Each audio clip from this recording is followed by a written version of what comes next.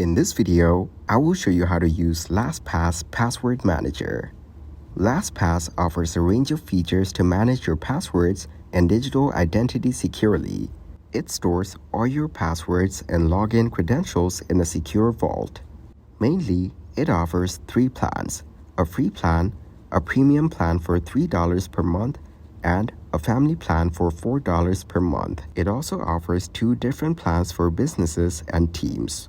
To create your account, click on the plan that you want to get. Next, fill out this form by adding your full name, work email, phone, company name, and job title. After that, select your organization scale and click on Start My Free 14-Day Trial.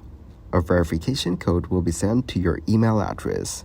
Open your Gmail account in a new tab and look for that email. Here, click on Activate Your Account.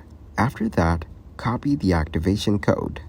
Once you get it, go back to the previous tab and log in by adding your email, activation code, and new master password.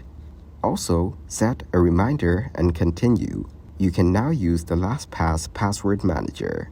Thanks for watching. Leave a like and subscribe.